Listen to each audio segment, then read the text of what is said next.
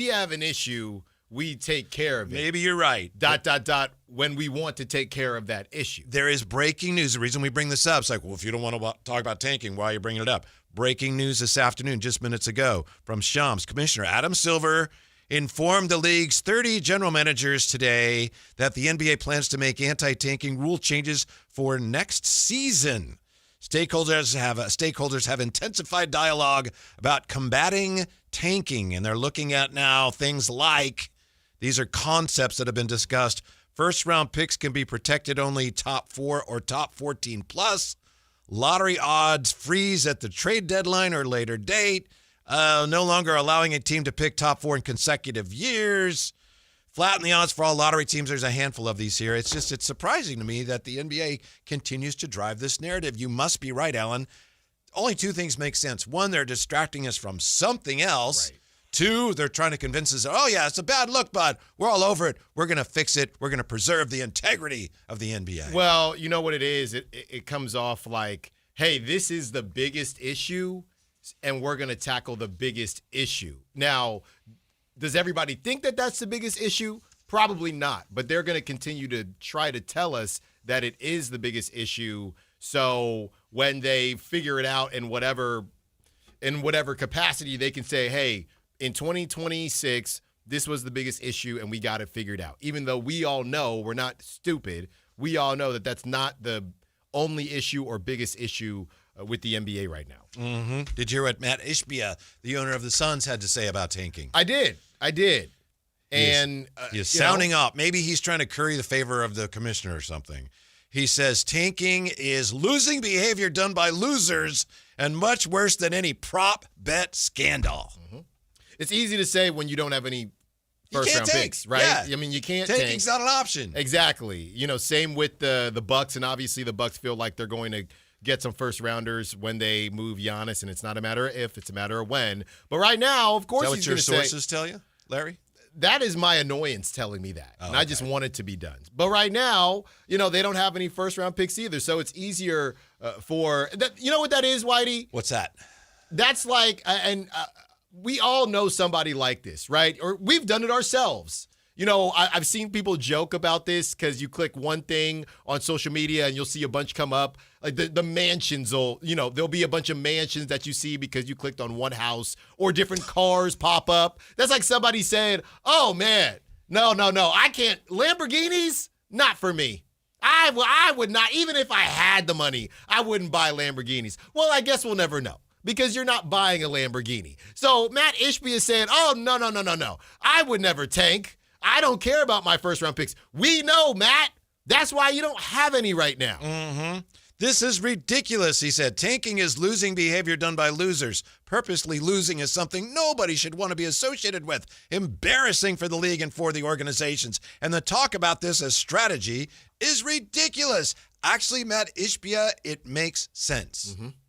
It's one of the most effective ways. It's not foolproof. One of the most effective ways for a bad team, especially in the NBA, to get better as quickly as possible. And again, if he were in a different situation, he probably would not be talking like this. But, right. But look, and to be fair, maybe he's talking like this because he's not in this situation because he didn't want to be. This is a flex. Right. Because he's like, everyone said we needed to tank. We didn't tank, and look at us. Yeah, 6th seed. Yeah. Cool. Woohoo. Good job. Right. Good job. You're not going anywhere. But this is his way of saying, I'm smarter than all you losers. I guess. I mean, by what? They're probably going to end, 5 to 7 games better than what Vegas had them at? Cool. Go celebrate. Mm-hmm. And go hang the banner for your first round, second round exit. Mm-hmm. Go do it, Matt. Mm-hmm. So I know there's been a lot of talk about tanking. I think too much, but it's unavoidable when the league comes out today and issues this mandate. We're letting everybody know we're cracking down on tanking. Yeah. This is how we're going to do it. Against that backdrop, we have the Kings back at it tonight. Coach Christie, who has an impossible job, was asked, what do you do going forward? Mm-hmm. Making sure we go out and play to our standards. We want to win. What are their standards right now? I was so glad you asked me that, because I do not know. No, I don't blame him. He's the coach. He has to say those things. But it did make me wonder and start thinking about, all right, what are the standards that you have to play to? Right And now? I'm not going to be facetious. We know what the standards are. The standards are that stretch that they had when it was a really good game against the Clippers and it was a really good game against the Cavs, right? They did not win those games. About that 4-game winning streak or after that? No, after more that. Recently. No. Yeah. More recently when they were just playing hard and they had opportunities to win. They couldn't get it done, but I think everybody was happy with it. Not to sound like a loser, but I think everybody was happy with the effort. It's about effort right now, not results. It is about, when people say, I'm done with the moral victories. No. We're just getting started with the moral victories. That's the rest of the season for the Kings. Literally moral victories. Right here, Whitey, it's the stretch of, and it wasn't every game, but they had a good game against the Cavs.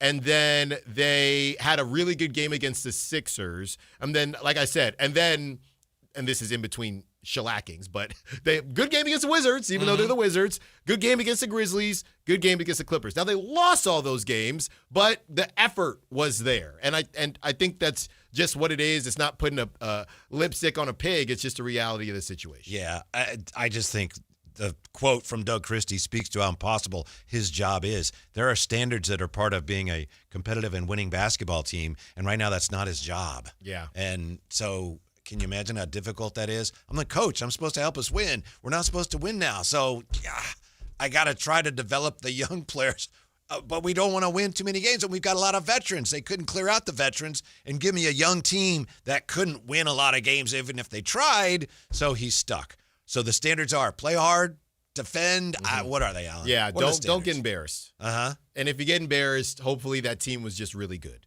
So that's what it looks like right now. Going back to the tanking thing quickly, Matt Ishbia, it was a really long note. I love it. Everybody loves these Twitter essays these days. But it did sound like at one point he was maybe taking a shot at not just the Kings, but others. Do you think the Kings are being put in that same conversation as the Jazz? And obviously these guys went under the knife, and we're hoping for successful surgeries for Zach LaVine and Domantas Sabonis. But do you think the league is looking at the Kings and the NBA world is looking at the Kings thinking that they did or didn't do it the right way, the decisions that were made between the players and the organization to have these surgeries? Because it is funny that the year where the Kings are really diving into this, there seems to be this focus, and it's all because of how good this draft is. But I wonder if people are looking at the Kings thinking that it's a bit of a cheap shot in a way, or a cheap way out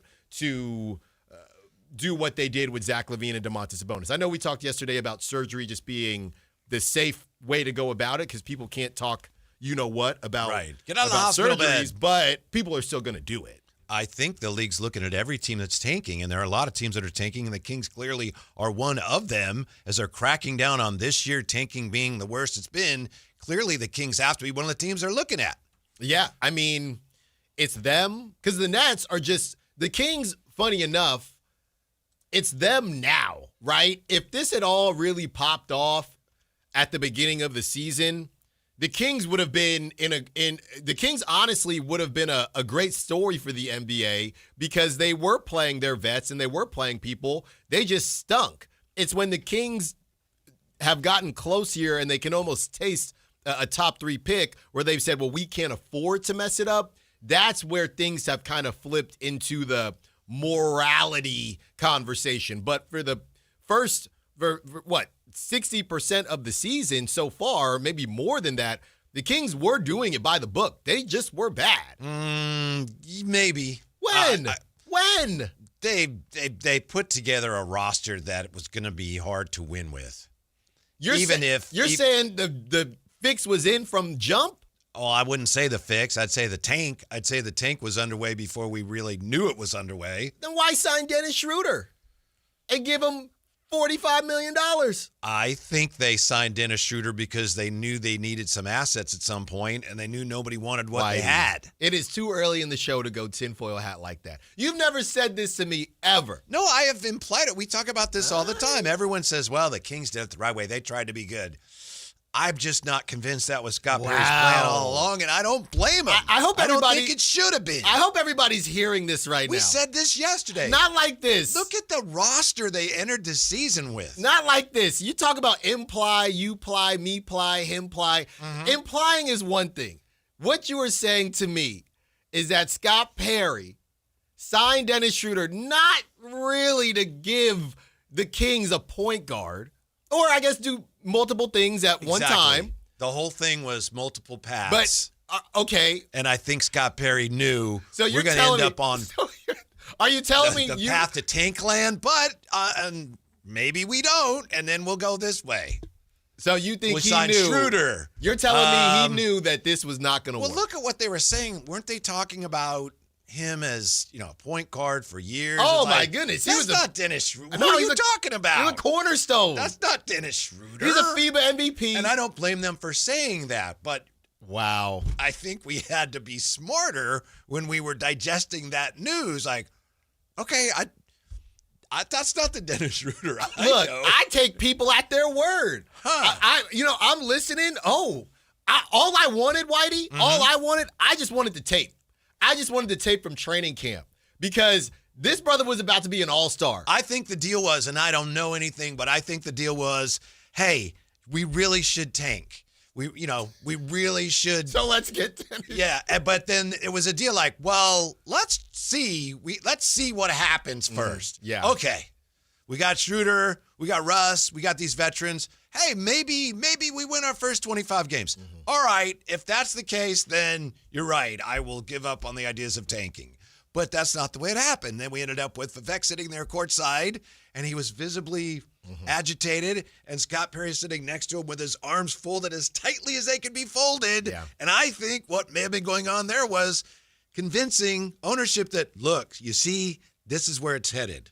Wow. We got to pull the plug on this season. Yeah.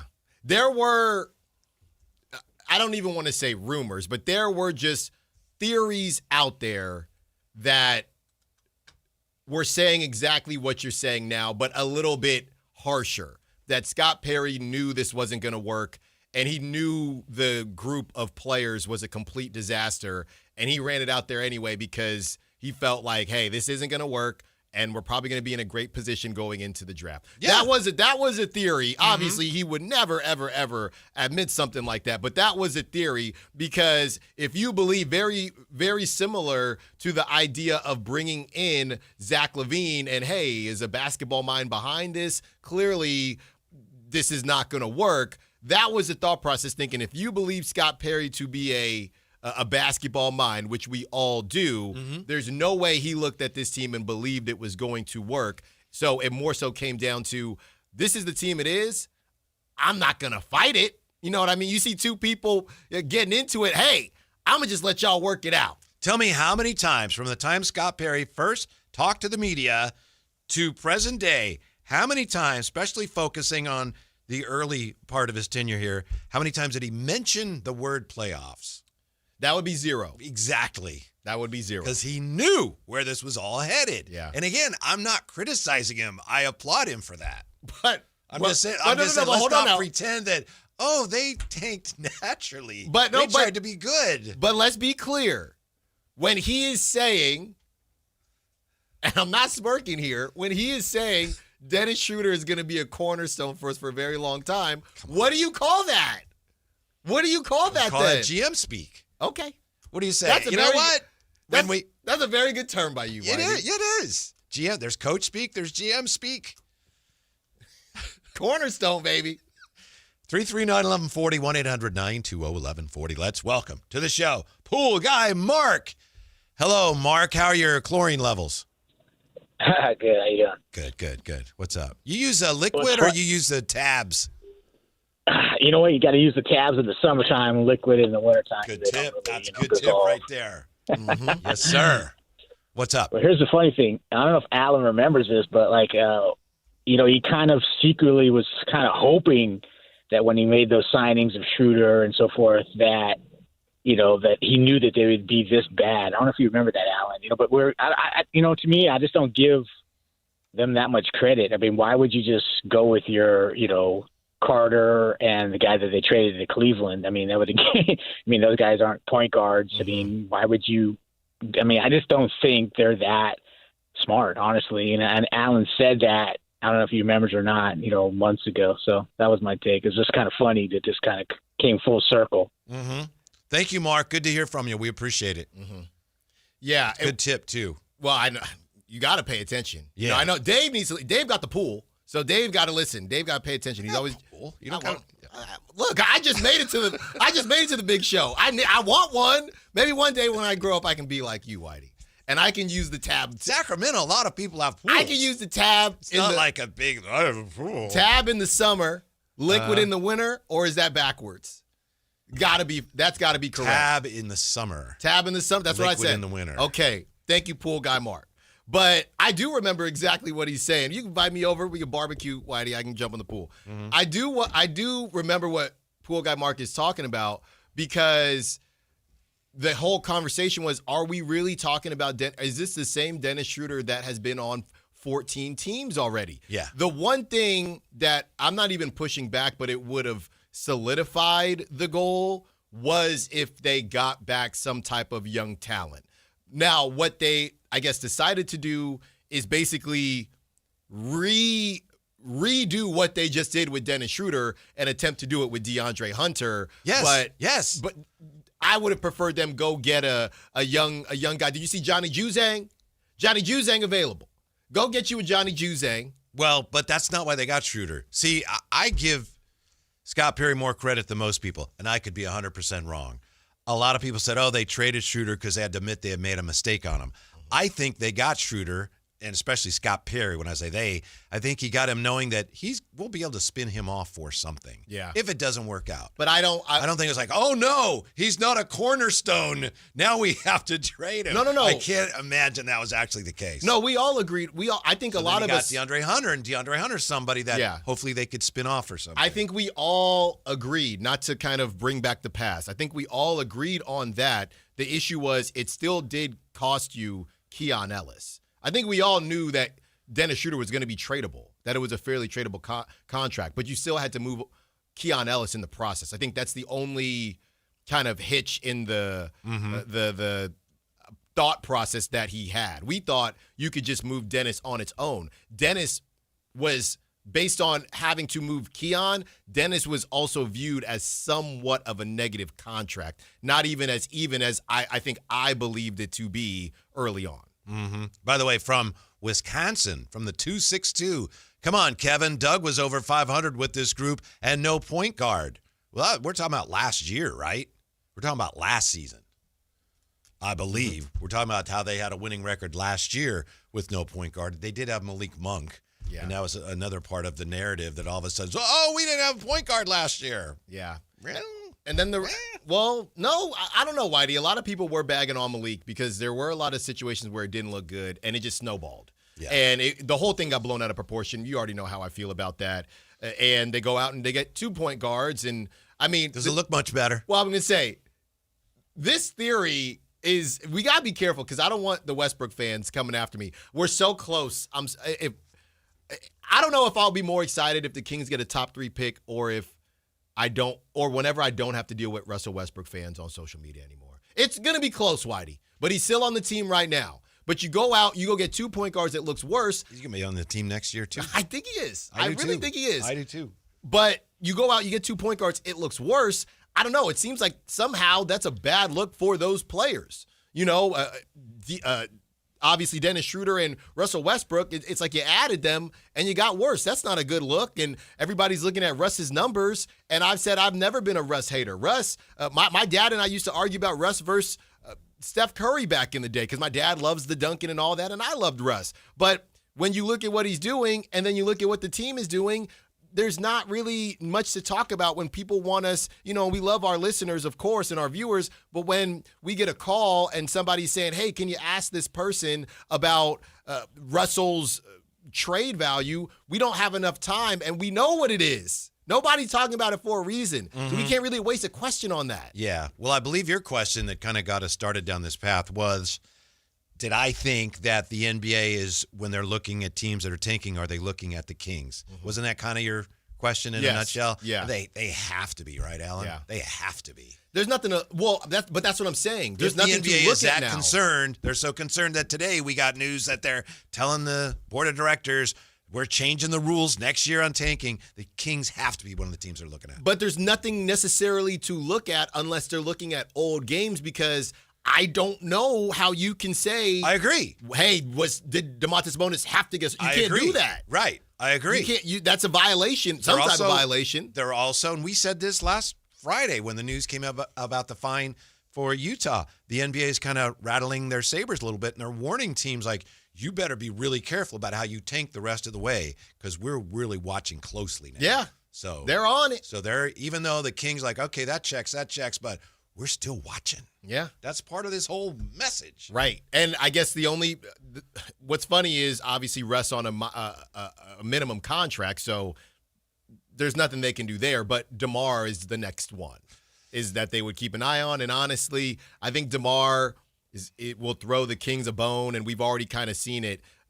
He's deferred a lot. Deferring DeMar. That's what he's been lately, and I think he knows what's up. He knows that the Kings have tried to do right by him. Seems like they have a very good relationship. So I don't think there'll be an issue. I just thought it was interesting with the surgery piece now involved. Mm-hmm. Justin says, all good. Let's tank for the next 4 years. We'll be awesome in year 5. Well, we got to look at the new rules now that they're going to put in. Yeah. They're trying to prevent teams from tanking year after year. Well, it's also based on what exactly. If you just stunk and that's just the cut and dry piece of it, I don't know how they can protect you from that. It's the stuff that you do while trying to stink. That's where you're going to get caught up in. And I don't know that the Kings, while they're stinking, I don't know that they'll have any issues because they're just going to be bad. Well, here you go. This is one of the things that they're discussing, one of the concepts. No longer allowing a team to pick top 4 in consecutive years and or after consecutive bottom 3 finishes. That's crazy. I think that's ridiculous. That's tanking. That's how you tank. That's ridiculous. I think it's ridiculous because of Sam Hinkie and the process and the Sixers. That's how they showed this. Now this is tanking. Right. I think it's ridiculous because of the 4 number. Right. If it was you can't have the first 2, I think I'd be down with that. We talked about that, but 4, that's a little much. Yeah. So you better get it right this draft. You better, because, I mean, look at the Hawks. I know it's already happened, but they get re-sachet, and now the best they can get is 5 the next season, and re-sachet looks like a lemon. Mm-hmm.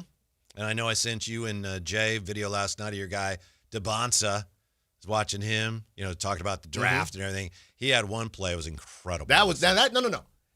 That's what, when you ask me what's wiggle, now you know. You know what wiggle is. Now, because you said that he to me. faked the guy out of the gym. He's still back in the, when they used to do those memes. That guy's on a dance floor somewhere with a disco ball, and he's dancing around.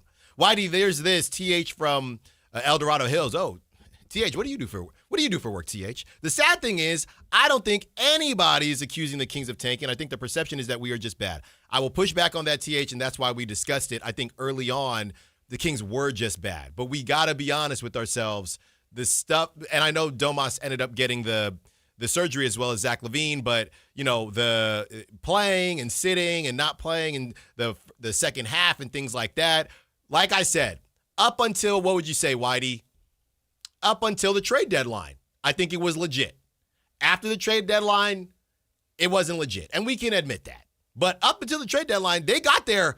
It was hard work. Mm-hmm. They got there the old-fashioned way with elbow grease and duct tape. I know a lot of people have been saying, oh, great, just when the Kings go into a prolonged tank, the league is changing the rules. And I thought, they're worried about a little bit. They're making a few noises about it. But if they overhaul the system now, that would be very frustrating for Kings fans. The first time they go full bore tanking over an extended period, and the league's going, we're changing the rules, guys. Right. You can't do that. Yeah, because if I'm not mistaken, they went Castle then Harper, or am I missing a year for the Spurs? Yeah, Castle then Harper. Okay, so they would not have gotten Harper. They would not have gotten Harper this past season because that's 4. Yeah, and then if 2. they adopt that, and I would think that. they will, but it's they could have things they're looking at. They could have went Harper and Carter Bryant because Carter Bryant is 6, which is worse because the Spurs already did it. They're clear. They're a good team now. Yep. So the team's trying to emulate that aren't very good. Nah, you can't do that. Don't make me go. This is just the rich stay rich. That's what this is, and I'm very upset today. They don't got the what's to do it. How about that? They probably do. I don't know now. I was with you, but the more I look at it and the more noise they keep making about it. But you know what, though? This is what annoys me. The small market teams have to push back. That's right. They got the what's to do it because it's small market teams. If it was something with free agency, as we mentioned, and it affects the Knicks and the Lakers, and Miami, they would not keep the same energy as the kids. They wouldn't. They wouldn't. We'll get back to the Kings, but when we come back, we'll talk to John Steinbrecher. He's the commissioner of the Mid-American Conference. They're getting ready to welcome Sac State. We know what's in it for Sac State. What's in it for the MAC? We'll find out next when we talk to the commish. Next on Sactown Sports. On the move? Got somewhere to be? Take Sacramento Kings basketball with you. The Sactown Sports app will let you stay connected to your passion. Never miss a moment of Sacramento Kings basketball with the Sactown Sports app. Guys, did you know your testosterone affects everything in your system, including how you feel and perform every day? Right now, Revive Men's Health Sacramento will check your testosterone for free. Knowing your T levels is the first step in understanding if you have low T. Your testosterone level impacts your energy, libido, sleep, weight, hair loss, mood, and even ED.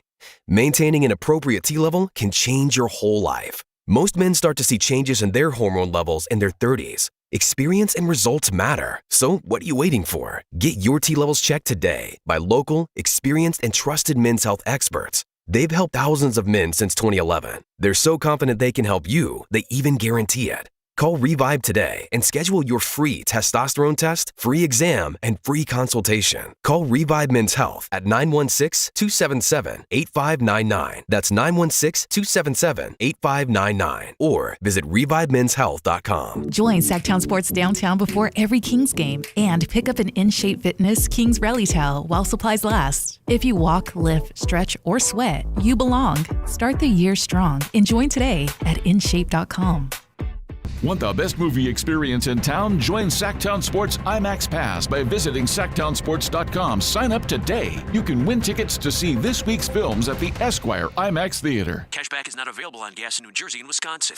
Couponing. Wow, you didn't strike me as the coupon type. Just trying to stay ahead of inflation. Gas, groceries, everything. It's all more expensive. I need to save wherever I can. Have you tried Upside yet? Upside? What's that? It's a free app that I use that pays cash back for every gallon of gas I buy. You've got to buy gas to get around anyway. Might as well get paid for it. Come on, does that really add up to anything? I've already made around $200. The extra cash helped pay down my bills, and I even had a little extra left to treat myself. And the Upside app is free? Totally free, and the cash back is real. You can transfer the cash right to your bank account. I'm downloading Upside right now. Download the free Upside app now to earn cash back every time you buy gas. Use promo code ENJOY to get an extra 25 cents per gallon on your first tank. You can cash out anytime right to your bank, to PayPal, or a gift card for Amazon and other brands. Just download the free Upside app and use promo code ENJOY for a 25 cents per gallon bonus on your first tank. That's code ENJOY for a 25 cents per gallon bonus. You remember me from a show called And Joe? I'm back on the radio, Sacramento. It's Joe Mommy, and when you need your new country fix, join me weekdays from 6A to 10 for the Pat and Cody with Joe show on New Country 105.1 KNCI or on the free KNCI app. At Stockton Honda, we know how to honor a great deal. Like right now during our President's Day sales event. Whether you're shopping new or pre-owned, you can find star-spangled savings on some of our best models. Why not stop in today and see for yourself? Come celebrate at Stockton Honda and get huge savings on our giant selection. Plus top dollar for your trade. Anytime, anywhere, it's all here. StocktonHonda.com.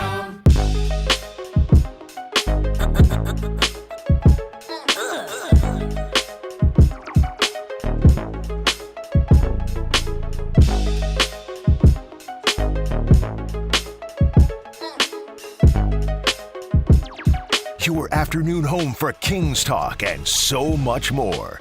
The Drive Guys on Sactown Sports. Kings opening the second half of the season tonight, at least the post-All-Star break part of the season, as Sacramento fans continue to process the news that Sac State joining the Mid-American Conference. Nice enough to join us with more on that. He is the MAC commissioner, John Steinbrecher. John, how are you today, sir? I'm doing well. Thanks for reaching out, and look forward to a good chat. Yes, thank you for your time. We appreciate it. Let's start here. We know what the MAC means for Sac State. What does the addition of Sac State mean for the Mid-American Conference? You know what? We are bringing into the league an institution that values its intercollegiate athletic program and is investing wisely in that program and has shown a history, particularly if we go back the past 5, 6+ years of pretty darn good success in football. We would expect that to continue based on what we see in those investments and the budgeting they're doing. It's kind of exciting. I expect them to come in and be a competitive part of this conference. We'll look back in 3, 4+ years, and have they competed for a championship yet? I don't know, but you don't bring in institutions to come and languish at the bottom of the league. You bring them in to compete, and that competition helps elevate everybody. John, what's one thing about the MAC that Sac State fans should know that maybe they aren't aware of now, still getting used to the idea of this conference, doing their homework? What's one thing that they should know about the MAC conference? Really good, exciting brand of football. Really made our bones in this. If we would go back 15+ years ago, we used to be wide open offensively. And to some extent we are. Had a lot of that. And so because of that, we've had some incredibly exciting television games. We take a great deal of pride in lining up in the non-conference part of the season and knocking off those autonomy schools. And when we do that, we celebrate it. We have a MAC pirate flag that Sacramento State will have. And when we win those games, we fly that flag, and we come together and celebrate each other, because in doing so, we lift each other up. We're gonna fight like cats and dogs against ourselves, but against the outside world, we're going to link arms and have a chip on our shoulders. That's John Steinbrecher. He's the Mid-American Conference Commissioner. Can you tell us, John, can you share with us how long you've been considering the addition of Sac State, how long these talks have been going on? We started talking, I believe it was late summer or early fall. So this has been a while. And it was, quite frankly, on my end, it was purposeful. Membership, this is like a marriage, right? And so there's a courtship involved, and you need to take the time to get to know each other, do your due diligence, ask a lot of questions, and just continue to interact with one another. And is there a comfort level there? Do you trust each other? Again, spend more time learning about your organizations. And that was very beneficial as we worked through all of this. Now, it probably went a little longer than I'd hoped. I had hoped we would bring this to a conclusion in December, but you folks wouldn't have known. But late November, early December, we had quite frankly, a bit of a blizzard that came across the Midwest, where we had some meetings scheduled that we had to postpone into mid-January as results, and that kind of pushed the timing of this back a bit, or at least getting to a point where we could make a decision of this. Are we gonna make a go of it, or are we gonna pass? John, a lot of the numbers are out, and that's going to bring opinions from the Sac State side and fans and things of that nature, and just college football fans in general, because they are eye-popping. When you look at the money to join the conference, not getting conference distribution and covering that airfare, what would you say to some of the naysayers out there that might feel like Sac State maybe got a bad deal or overpaid? I think it's the cost of doing business, quite frankly. In this case, and the Mountain West has done something to somewhat similar. And that's monetizing an asset that heretofore has not necessarily been monetized in such a way. Quite frankly, it's almost like what you see in Major League Soccer in them establishing new franchises. And that's so on this part of it, that's kind of what it looks like. For Sacramento State, it's the investment to move into this neighborhood, and they will recoup those dollars, particularly as they become more and more successful. John Steinbrecher, nice enough to join us, Mid-American Conference Commissioner. You mentioned, Mr. Commissioner, the blizzards that you have. We don't have blizzards here. We do have some snow up in the hills even right now, but we do get hot weather in September, even into October. Do we know when game times might be as far as conference games involving Sac State? I know you have to take TV into account. Do we have any idea yet when the games at Sac State might be played? We're in the middle of grinding a schedule right now. Our hope is to have it out end of the month or first week of March. Game times typically don't get assigned at the FBS level until much later. The first 3 weeks of the season are usually announced sometime in early August. And then thereafter, it's a 14 or 12-day advance on game times. And so I think there's an understanding that it's a little warm at certain times of the year. I would expect that'll get taken into account depending on how TV plays out on some of this. So stay tuned. Gotcha. Fair enough. John, do you think this marriage, as you had mentioned it, do you think it could start maybe a new talent pipeline in the MAC with more West Coast eyes on the conference and maybe some players that are trying to stay FBS or want to stay FBS coming out of high school or junior college, looking at the MAC in a different way just because they're seeing Sac State play these teams and maybe they weren't too keen or didn't know about the MAC prior to the marriage? You know, perhaps. I think one of the really nice outcomes of the television deal we've been under for a while that includes those midweek games in November is it brought us some unique exposure windows in which no one else was playing. And it did something that really no one else in the country had for a long, long period of time, is that standalone time slots where you're the only one playing. You look on a Saturday and how many different games are going on. On those Tuesday and Wednesday nights, we were the only show in the country. It helped us build from quite frankly, a really nice regional brand into a national brand.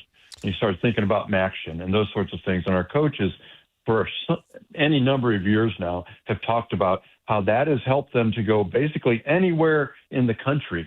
And they can get in the door with mom and pop and the young man, and they've heard of us, they've seen us, their parents or their friends know if they come to our schools, they're going to be able to see them on national TV. But having a team member, a family member that now is part of our league from on the west side of the country, we'd hope those relationships maybe get strengthened. And the same thing for Sacramento State. And, you know, they're coming east. A lot of great football played Midwest and East, correct? And then I would also point to, this isn't only about athletics. And that's really what I loved about the vision of the president. This is one part of really the strategy and the vision of continuing to grow the institutional brand of Sacramento State University. And that certainly includes an awful lot of young men and young women from the state of California. But I know they're also interested in bringing kids in from across the country. No different from our schools. We're all public institutions, and so there's a big focus on your state. But we all need more students, and we're all reaching out further and further for that. And so you never know where that's going to go. Love to hear that, John, because my daughter is a professor. She teaches biology at Sac State. John Steinbrecher is with us, Mid-American Conference Commissioner. This is a question we could ask a lot of commissioners in college football today. The MAC, though, one of the oldest conferences in Division I. Mr. Commissioner, how do you balance tradition with innovation in a college sports landscape that is changing so rapidly? Well, you challenge the status quo. Our midweek football is a prime example of that, right? What we're doing here is an example of challenging the status quo. We've kind of been known as this and we have for our full membership the tightest geography across all of the FBS. Well, that's great, but here in this unique situation in this sport, the opportunity to stretch our boundaries in a manageable way is going to present some exciting opportunities for us, a number of which we don't even understand yet. but I mean, we don't. There's always intended consequences of your actions, right? Mm-hmm. But there's going to be some unintended things that we're going to look back and say, wow, isn't that great that this happened because of X, Y, or Z? And I'm looking forward to that. John, I don't mean to ask a question that you may not answer. You may not be able to answer, but I'm going to ask it anyway. Were there any conversations between the MAC and Sac State as far as bringing the whole athletic department into the conference? Not only football, but basketball, as Coach Bibby is, Shaq and there's general manager. There's some big names happening around Sac State. Were there conversations of trying to add other sports? No. This was focused solely on football. And really, the only way it would have worked would be football only. It's financially manageable. It's a sport where there's the least amount of missed class time. It's for Sacramento State, it means coming east 4 times a year. For the current members of the Mid-American Conference, it means going west 4 times in the season. For the current full members, they're going to come to Sacramento State once or twice in a 4 or 5 year period.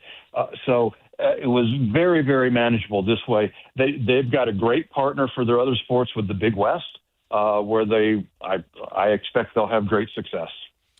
Commissioner Steinbrecher, thank you so much for your insight. Thanks so much for your time. We appreciate it. We hope to talk to you again very soon. Hey, wish you guys the very best. All right. Take care. John Steinbrecher, Mid-American Conference Commissioner. There you go, Alan. Mm-hmm. Great stuff. Yeah. Yeah. You get the answer you were looking for? Business, baby. Yeah, okay. That's right. We'll come back with a look at this. Every team leads the NBA in something. What do the Kings lead the league in? We've got it for you next, believe it or not, on Sactown Sports. The San Francisco 49ers play on Sactown Sports 1140. Touchdown 49ers! Every game on your #1 sports station. Don't miss the action on your local sports leader. Sactown Sports 1140. You ever notice how the other guys scream about massive discounts on their Dodge, Chrysler, or Jeep Ram vehicles? Then you get to the fine print and boom, another $5,200 in mandatory ads. At Hoblet, we don't insult your intelligence. The price you see is the price you pay. No mystery add-ons, no bait and switch, no gotcha.